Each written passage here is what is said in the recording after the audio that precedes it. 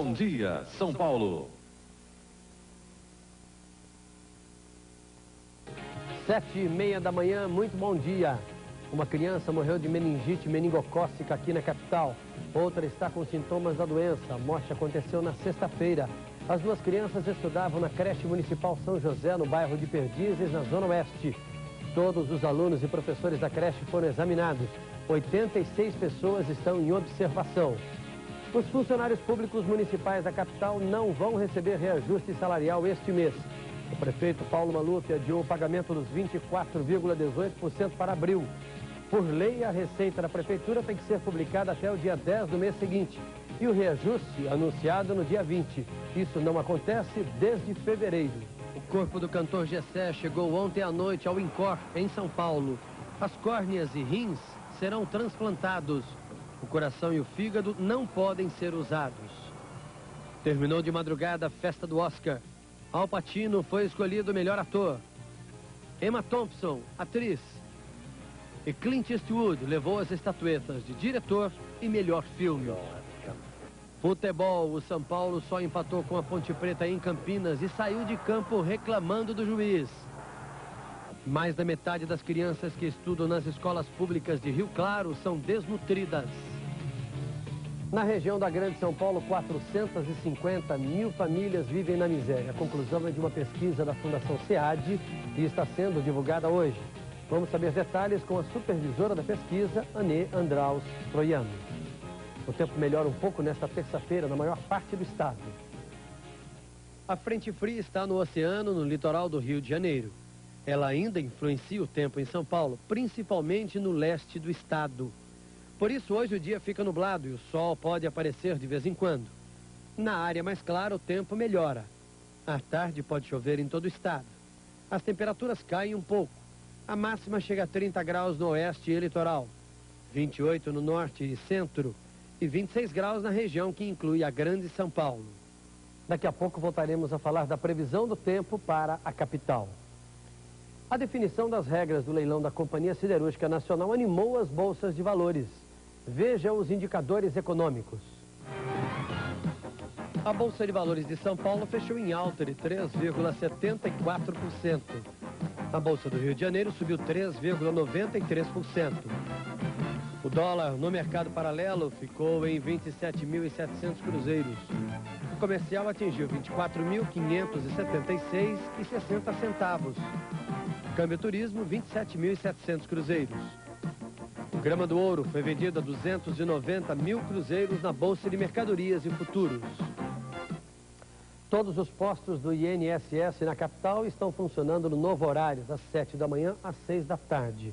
A maioria trabalha de segunda a sexta, com exceção de 2 postos, os de Pinheiros e Vila Mariana, que também abrem aos sábados, das 8 da manhã até 1 da tarde. Quem tiver dúvidas, pode ligar para um destes telefones do INSS aqui na capital, número 191, ou então 258-1833, 258-5750. Continua em estado de coma o dono de um avião que caiu perto de Fernandópolis, no noroeste de São Paulo. Hélio Garcia Barcelos está na UTI da Santa Casa, na cidade, com traumatismo craniano. 4 pessoas morreram no acidente. O avião decolou domingo à tarde do aeroporto de Fernandópolis com 5 pessoas a bordo. Pouco depois, o monomotor modelo Bonanza começou a perder altura e, segundo testemunhas, o piloto tentou um pouso forçado. O avião caiu numa fazenda no município de São João das Duas Pontes. No acidente morreram o piloto João Gonçalves de Souza, a mulher e o filho do dono do avião e o comerciante Valdevino de Farias. Hélio Garcia Barcelos, que está em coma, tinha comprado o avião há uma semana. Estava levando a família e um amigo para uma volta panorâmica quando o monomotor caiu. A seguir, mais de 1 milhão de pessoas que vivem na Grande São Paulo são miseráveis. O morador da capital que pagar até amanhã o IPTU, que vence em abril, evita a correção do mês, que é de 25%. A anistia da dívida ativa vai até o dia 31. Aproveite.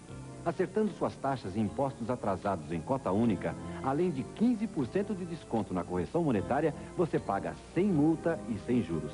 Ou, se preferir, você também pode pagar em 3 vezes sem juros e sem multa. Lembre-se, não haverá prorrogação. Quem não pagar até o dia 31 será cobrado judicialmente e perderá as facilidades de pagamento. Prefeitura de Campinas. O jovem Indiana Jones. O nosso herói, ainda menino, encontra grandes mestres da pintura. Eu sou o Picasso! E junto com eles, descobre a alegria das noites parisienses. O jovem Indiana Jones, episódio inédito, nesta quinta, depois de renascer.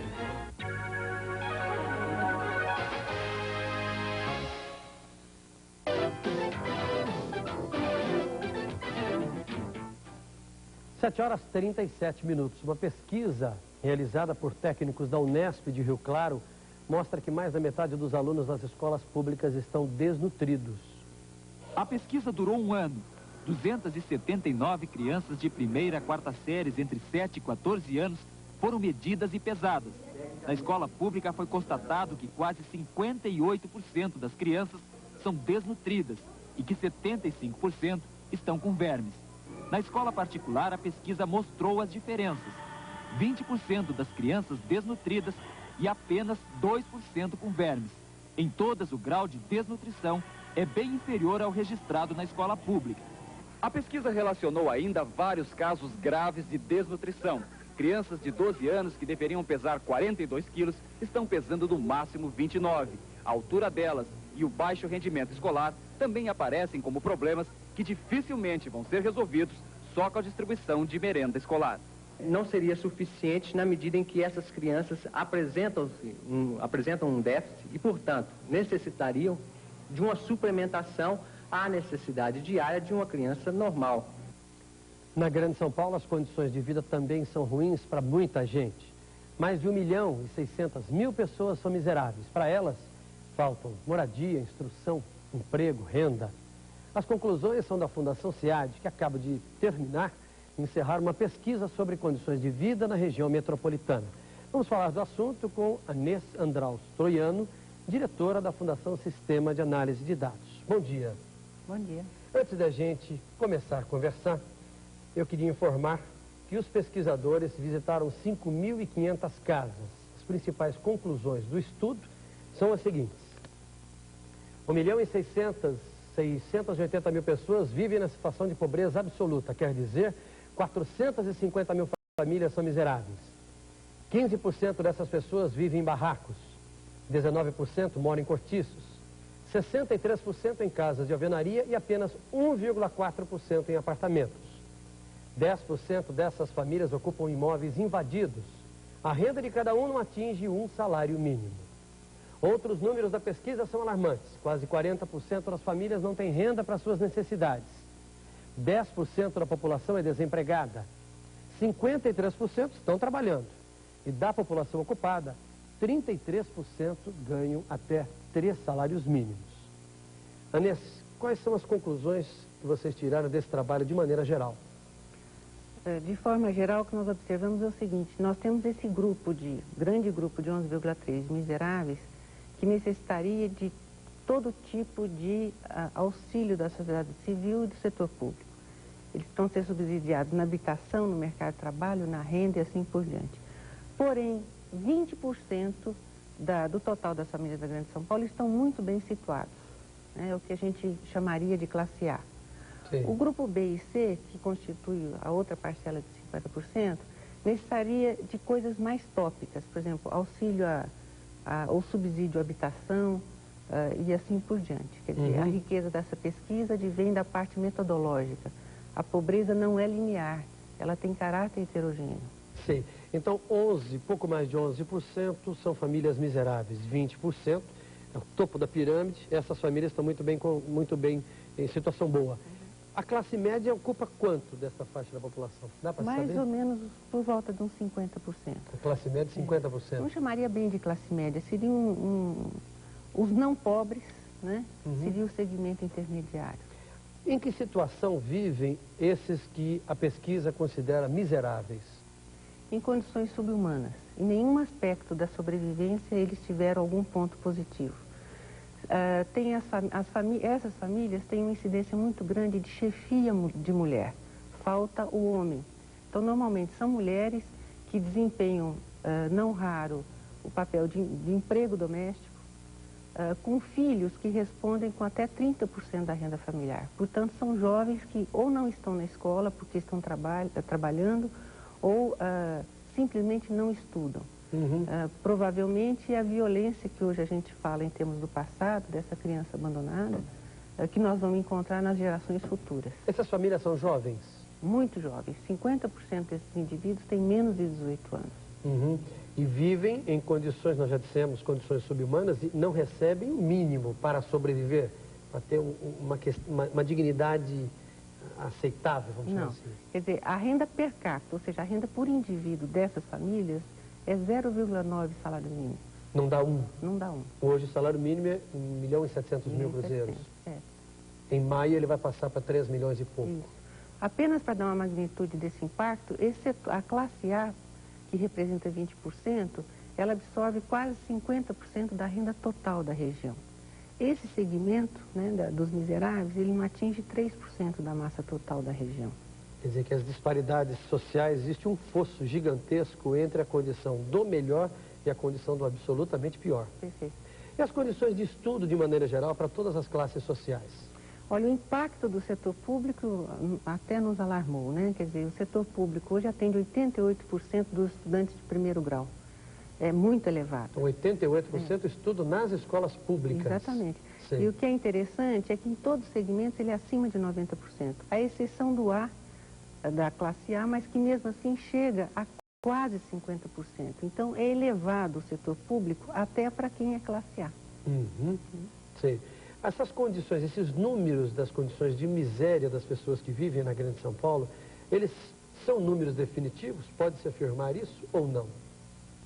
Definitivos em termos de... Estes são os miseráveis da Grande São Paulo ou os miseráveis podem ser ainda mais do que 1.680.000 pessoas? Eu acho que face a essa crise muito forte dos últimos 2 anos, a tendência é essa pobreza estrutural ter se adicionado novos pobres, oriundos da parte da conjuntura. Né? Quer dizer, nós estamos vivendo hoje com uma taxa de desemprego de 15% na região. Na época desses dados, a taxa de desemprego era de 10%. Quer dizer, o número de miseráveis pode ser ainda maior do que esse constatado pela pesquisa. Sem dúvida. Vanessa, obrigado pela presença e pelos esclarecimentos. Muito bom dia a você. Obrigada, bom dia. Depois dos comerciais, 2 militares foram presos em Ribeirão Preto porque mataram um homem numa briga. Os principais aeroportos do país funcionam normalmente. Atenção universitários, a Livraria Tecnarte informa que tem livros de todas as áreas, adotados e indicados pela sua faculdade, com descontos especiais para alunos da Unicamp, Pucamp e faculdades da região. Aberta até 22 horas. Aceitamos pedidos por telefone. Em tempos de cólera, cuidado com os alimentos. Para comer salada, lave tudo.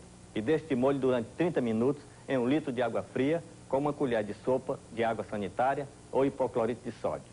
Não enxaga. Legumes e verduras devem ser bem cozidos, assim como tudo que é do mar. As frutas, de preferência, devem ser descascadas ou comidas depois de passar 30 minutos de molho em água tratada. Leite só fervido, pelo menos durante 5 minutos. Evite comer comidas expostas na rua, assim como suco, sacolé, chupa-chupa, picolé e refresco. Todos os alimentos devem ser cobertos para evitar contaminação pelos insetos. Cuidado, o cólera pode matar.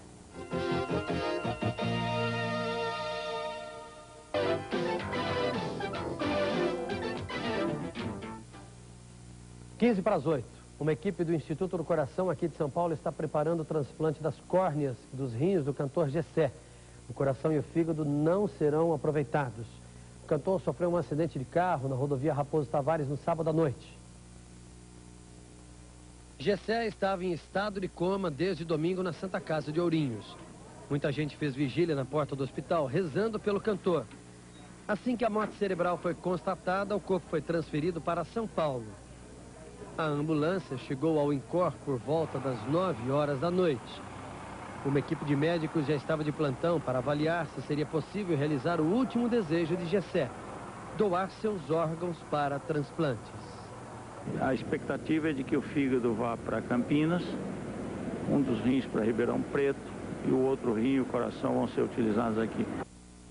Ainda não foram revelados os nomes das pessoas que vão receber as córneas e os rins de Gessé. Segundo médicos do Incor, os transplantes serão feitos aqui mesmo em São Paulo. O velório do cantor vai ser na Câmara de Vereadores da capital. O comando da Polícia Militar de Ribeirão Preto prende 2 policiais acusados de matar um motorista durante uma briga numa danceteria.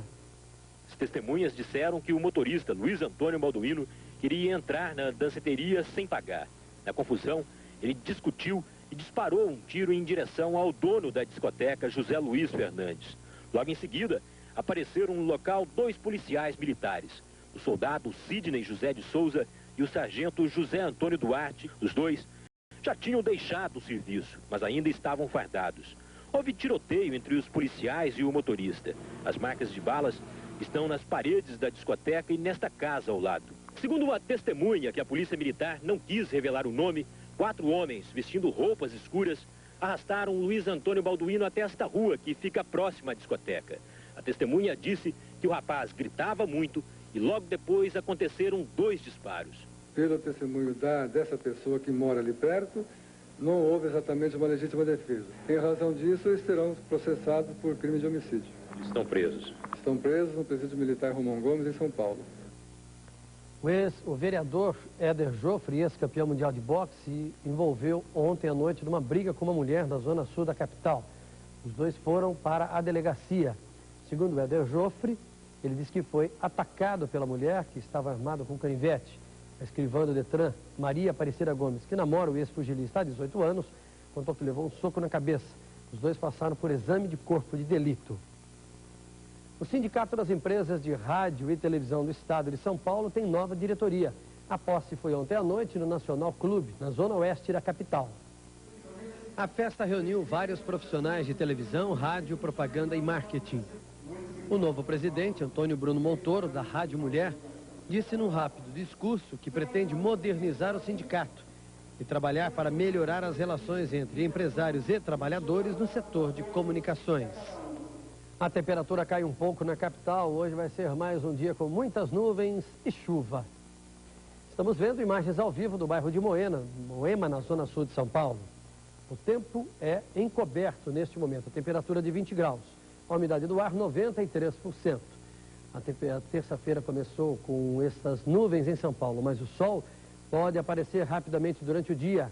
A temperatura vai chegar a 26 graus. A umidade do ar cairá para 65%. Tem paulista trocando o barulho da cidade grande pelo sossego do interior. Na cidadezinha de Analândia, perto de São Carlos, já começam a faltar casas para novos moradores.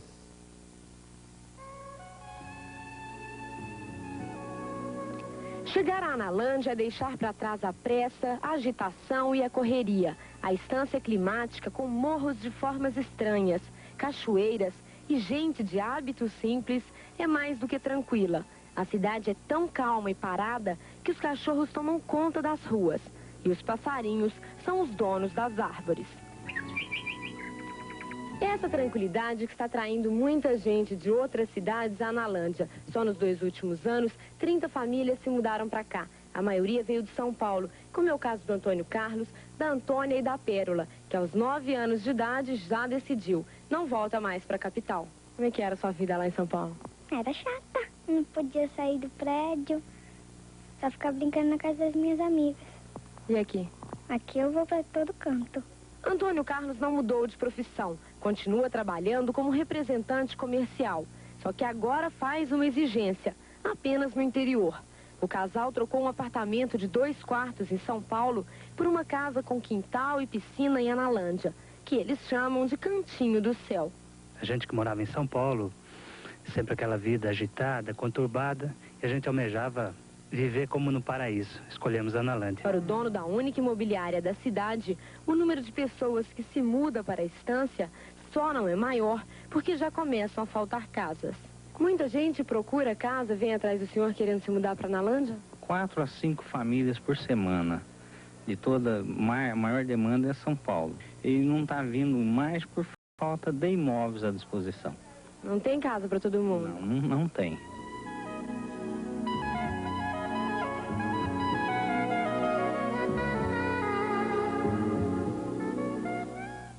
Daqui a pouco, os vencedores do Oscar e o jogo do São Paulo, que teve 2 gols e muita reclamação.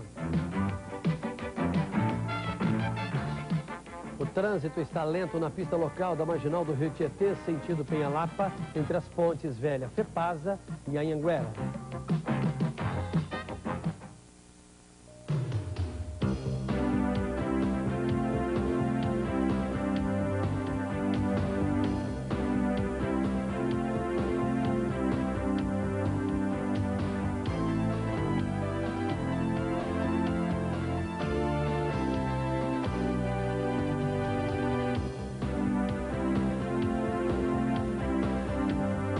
Próximo passeio, programe Poços de Caldas.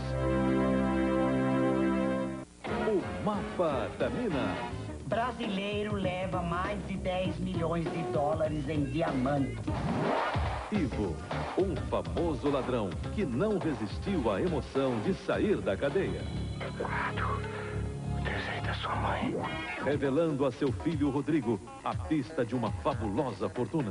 No quadro é que deve ter indicação do local onde estão os diamantes. O Mapa da Mina. Segundo capítulo, hoje, 10 para as 7 da noite.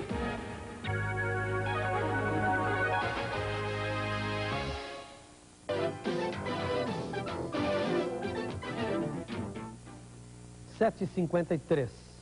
Mais de 1 bilhão de pessoas acompanharam ontem à noite a entrega do Oscar em 97 países.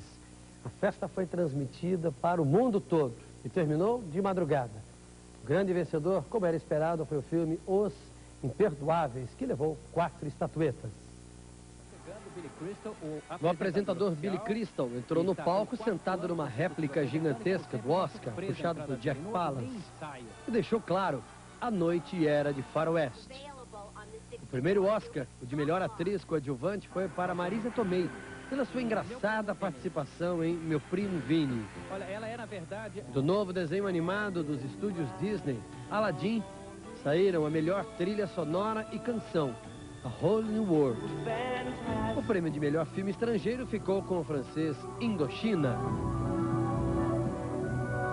Drácula, o grande espetáculo de Francis Ford Coppola, dominou os prêmios técnicos. Levou 3, maquiagem, edição de efeitos sonoros e figurinos. Melhor atriz, Emma Thompson, de Retorno a Howard's End. O filme mereceu ainda os Oscars de direção de arte e roteiro adaptado. O de roteiro original ficou com o ousado Traídos pelo Desejo. Depois de vários anos na fila, Al Pacino levou, enfim, o prêmio de melhor ator pelo seu desempenho em Perfume de Mulher. Nenhuma surpresa. Mas a noite era de Os Imperdoáveis, que começou ganhando o Oscar de montagem. Gene Hackman levou de ator coadjuvante. No final, o astro Clint Eastwood saiu consagrado, com as 2 estatuetas mais importantes, melhor diretor e melhor filme.